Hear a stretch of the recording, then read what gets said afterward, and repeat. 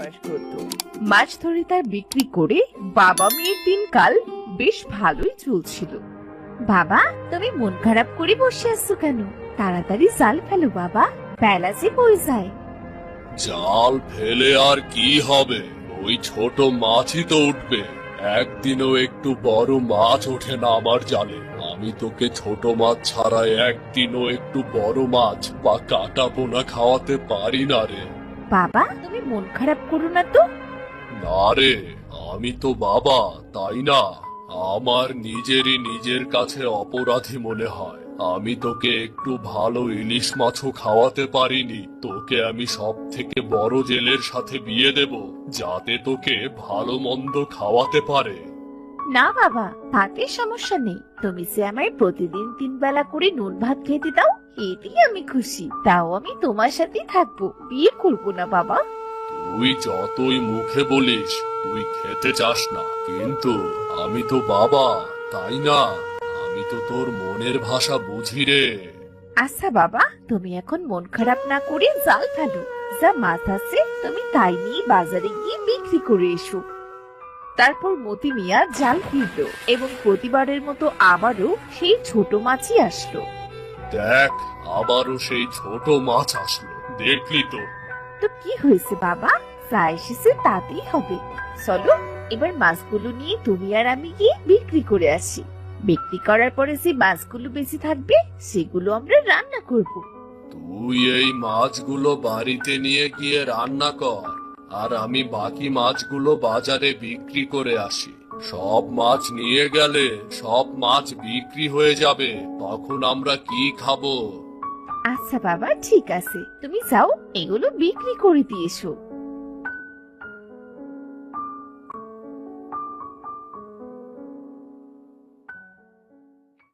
মতি মিয়া বাজারে মাছ বিক্রি করতে গেল। তারপর সে ওখানে আরেকটা জেলে তপনকে জিজ্ঞাসা করলো সে তার মাছগুলো কিনবে কিনা। ও তপন জেলে, তুমি কি আমার এই সবগুলো মাছ নিয়ে একটা ইলিশ মাছ আমাকে দেবে গো? কি বলো মতি মিয়া, তোমার এইটুকু মাছ, তাও আবার ছোট, এ দিয়ে ইলিশ মাছের দাম হবে নাকি? তোমার এই মাছ তুমিই বিক্রি করো, এই টাকায় ইলিশ মাছ হবে না। তারপর মতি মিয়া মন খারাপ করে মাছগুলো বিক্রি করে বাড়িতে চলে গেল।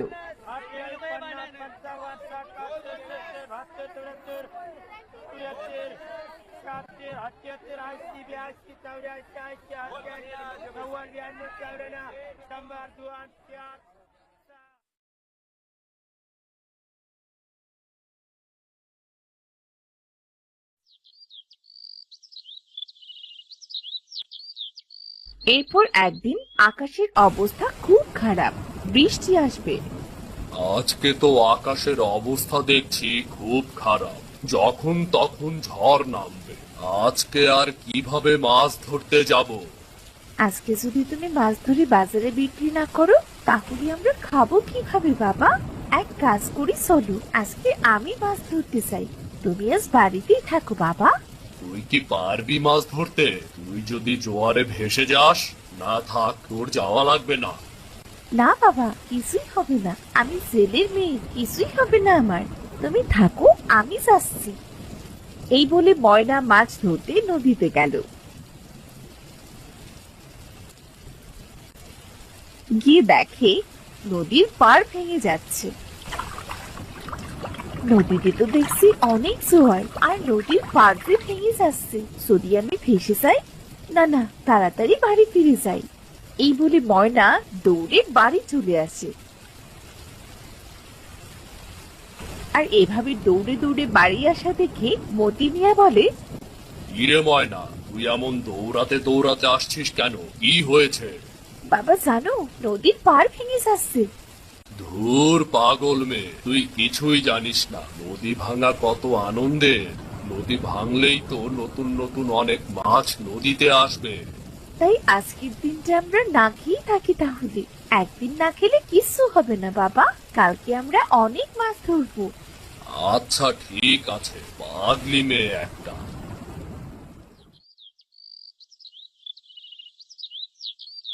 পরদিন মতি মিয়া ও ময়না মিলে নদীতে মাছ ধরতে গেল।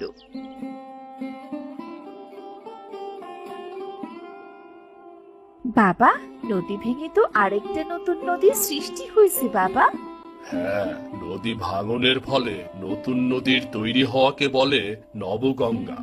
আর এখানে অনেক নতুন নতুন মাছ পাওয়া যাবে, বুঝলি? বাবা, তাহলে দেরি করছো কেন? তাড়াতাড়ি জাল ফেলো, দেখো অনেক মাছ আসবে। এরপর মতি মিয়া নদীতে জাল ফেললো। জালে অনেক ইলিশ মাছ ছিল। বাবা, এতগুলো ইলিশ মাছ! কতদিন পর তুমি ইলিশ মাছ পেলে বাবা? হ্যাঁ রে, তোকে বলেছিলাম না, নবগঙ্গায় নতুন নতুন মাছ আসে। কি মজা! কতদিন পর আজ আমরা ইলিশ খাবো বাবা। বাবা, তুমি তাহলে আরেকবার জাল ফেলো, আরো ইলিশ মাছ আসবে। না রে মা, অতি লোভ করা ভালো নয়।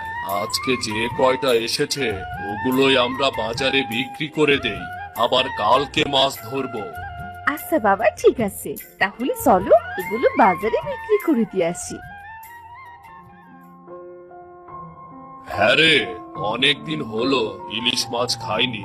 তুই এই বড় মাছটা বাড়িতে নিয়ে যা, এটার ভেতর ডিম আছে, অনেক মজা করে রান্না কর। বাবা, এই ডিমগুলো থেকে তো বাচ্চা হবে। আমরা যদি এই মাছগুলো খেয়ে ফেলি তাহলে তো কতগুলো বাচ্চা মারা যাবে, আর কতগুলো বাচ্চা মাহীন হবে। যেমন আমার মা নেই বাবা, যার মা নেই সেই বুঝে। আমরা যখন ছোট ছিলাম আমার মা তখন মাছের ডিম মজা করে রান্না করে দিত, আর আমরা খুব মজা করে খেতাম রে। তখন যদি তোমরা ওই মাছের ডিম না খেতে তাহলে আমাদের এমন ইলিশ মাছের অভাব দেখাই যেত না। বাবা, তুমি বরং এটা নদীতে ছেড়ে দাও, এটা থেকে অনেক ইলিশ মাছের বাচ্চা হবে। তখন কতগুলো মাছ হবে বলো তো? তাহলে তো এখান থেকে অন্য একটা মাছ নিয়ে বাড়িতে গিয়ে মজা করে রান্না কর, আমি বাকিগুলো বাজারে গিয়ে বিক্রি করে আসি, কেমন? আচ্ছা ঠিক আছে বাবা।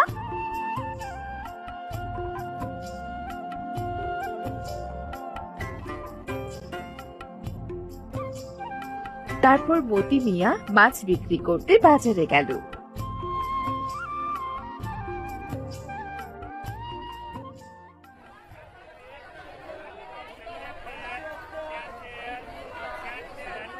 তার মাছগুলো এত পরিমাণে টাটকা ও সতেজ ছিল যে সবাই তার মাছগুলো কিনে নিল।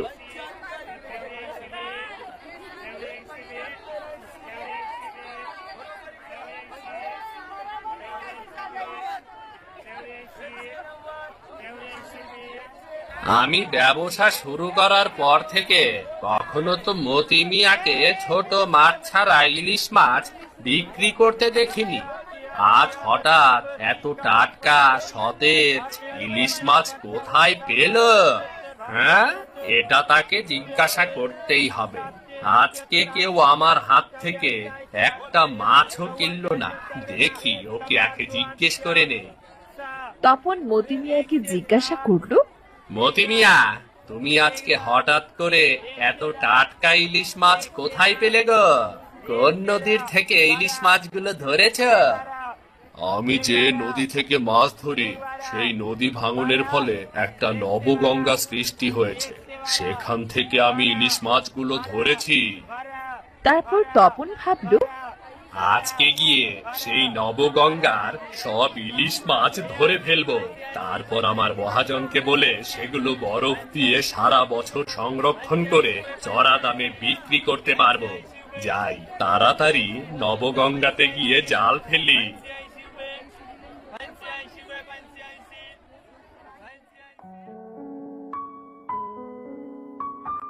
তারপর তপন জেলে গিয়ে নবগঙ্গাতে জাল ফেললো, কিন্তু একটাও ইলিশ মাছ উঠলো না। কি ব্যাপার মতি মিয়া, তুমি না বললে এখান থেকে ইলিশ মাছ ধরে নিয়ে গেছো? এখানে তো একটা মাছও নেই, তাহলে কেন আমার সাথে মিথ্যে বললে? দেখতে হবে মতি কোথা থেকে মাছ ধরে। দেখতে হবে।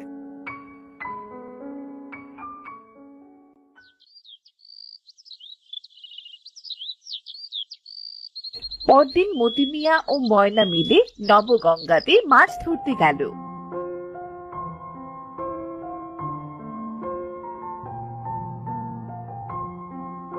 আড়াল থেকে তপন জেলে সব দেখছিল। বাবা, আজকেও মনে হয় অনেক ইলিশ উঠবে। হ্যাঁ, উঠলে তো ভালোই হয়। দাঁড়া, জাল ফেলে দেখি কি হয়।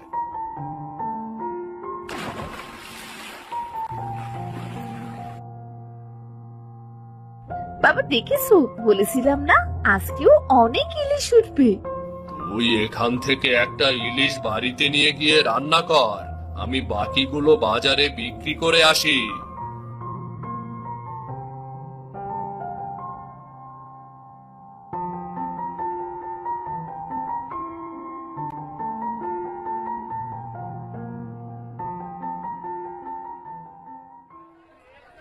মতি মিয়া বাজারে গিয়ে মাছগুলো বিক্রি করতে গেল, তখন তপন মতি মিয়াকে জিজ্ঞাসা করলো। তুমি নবগঙ্গা থেকে এত ইলিশ মাছ পাও কিভাবে? কিভাবে পেলে এগুলো? আমি তো জাল ফেললাম, ইলিশ তো দূরের কথা, একটা ছোট মাছও তো পেলাম না।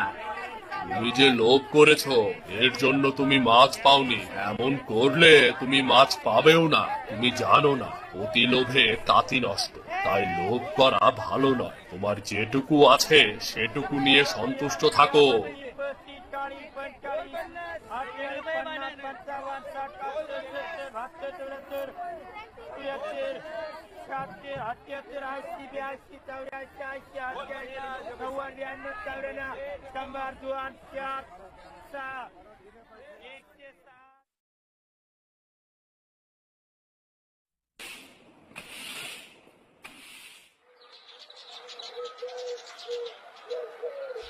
এইভাবে নবগঙ্গায় ইলিশ ধরে মতি মিয়া ও ময়নার দিন সুখে শান্তিতেই কাটছিল।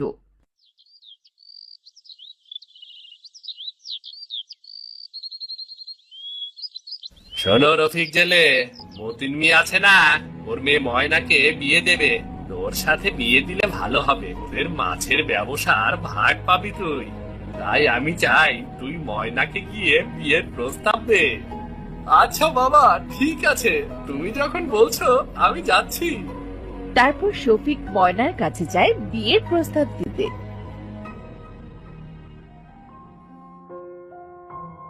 ময়না, তুমি কি আমাকে বিয়ে করতে চাও? তুমি আমায় বিয়ে করতে চাও? তোমাদের ভালো মাছের ব্যবসা আছে, তোমার সাথে বিয়ে হলে আমরা একসাথে মাছের ব্যবসা করতে পারবো। আমাদের ব্যবসা অনেক বড় হবে, এই জন্য আমি তোমাকে বিয়ে করতে চাই, বুঝলে? তুমি তো আমাকে ব্যবসার জন্য বিয়ে করতে চাও, তার মানে তুমি লোভের বশে আমায় বিয়ে করতে চাও। তোমায় আমি বিয়ে করতে পারবো না। যেই বিয়ে হয় লোভের জন্য, অন্তত সেই বিয়ে আমি মানি না। আমি বিয়ে করব না। আমি সারা জীবন আমার বাবার সাথেই থাকতে চাই। তুমি এখন যেতে পারো। তারপর শফিক সেখান থেকে চলে যায়। সৎভাবে উপার্জনের টাকায় ময়না ও ময়নার বাবার দিনকাল বেশ ভালোই কাটতে থাকে।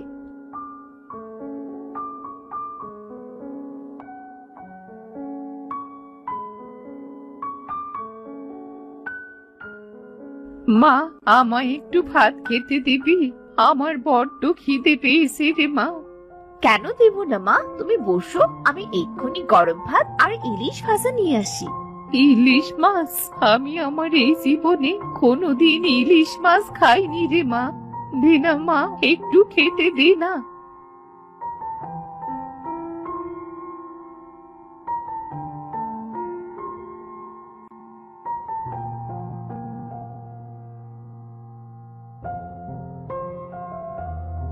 নাও খাও নবগঙ্গার ইলিশ মাছ। আর একটু ভাত দেবো বুড়িমা? না রে মা, বয়স হয়েছে, আর খেতে পারি না। তুই আমার ইলিশ খাওয়ার স্বাদ পূরণ করলি। বিধাতা তোকে দুহাত ভরে দিক মা, আরো ভালো হোক তোর। তুমি আবার এসো বুড়িমা। চলি রে মা, সোনা মেয়ে।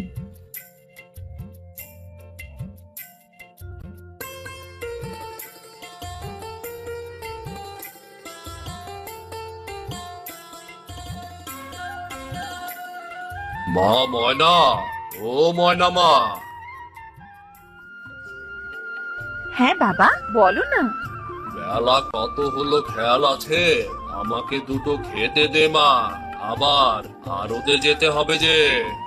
বাবা, কোনো মা মাছের ক্ষতি হচ্ছে না তো? আরে মা, ইলিশ রক্ষা করতে হবে তো, আর আমি জানি না।